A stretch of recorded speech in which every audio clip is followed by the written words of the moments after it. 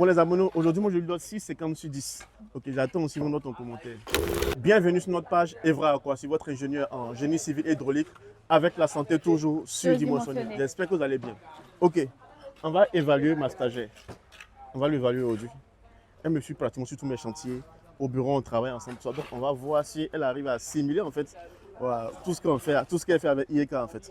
Ok, donc elle va nous parler spécialement en fait de l'injection du dallage. Tu vas partir en fait du remblayage jusqu'au bétonnage du dallage en fait.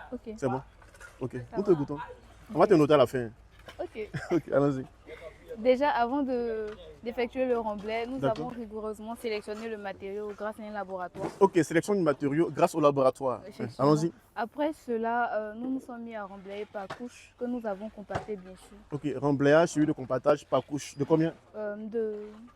Environ 20 à 30 cm. Ok, très bien, allons-y. Voilà. Ensuite, lorsqu'on a atteint le niveau du remblai souhaité, nous avons mis en place un lit de sable d'environ 5 cm d'épaisseur. Ok, lit de sable, c'est pourquoi 5 cm d'épaisseur, pourquoi? C'est pour régulariser le niveau. Pour régler le niveau, d'accord, Oui. allons-y. Voilà. Ensuite, nous avons étalé le film polyane. Pose des fils polyane, ok. Voilà. Ensuite, les cales à béton, puis le ferraillage. Le cal à béton, puis le ferraillage. D'accord, voilà. très bien.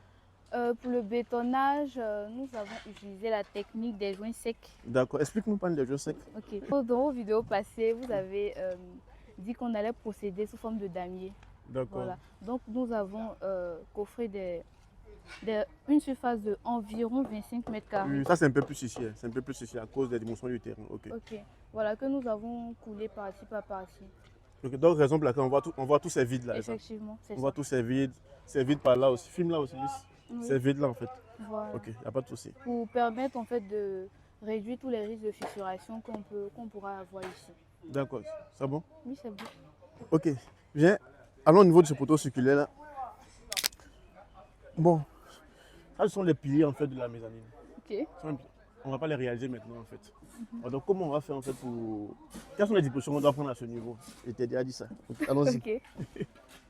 Bon, vu que la mezzanine ne sera pas réalisée maintenant, il faut bien qu'on protège ces armatures pour les réutiliser plus tard. D'accord. Donc à l'aide du polystyrène, on va protéger ces armatures. Comment poser le polystyrène? Comment poser le polystyrène? Ok, on va prendre le polystyrène, Tiens, placer... pose le polystyrène. Pose le polystyrène. Ok, on va placer le polystyrène à l'arrière Je ne suis pas d'accord. Je ne suis pas d'accord. Ok.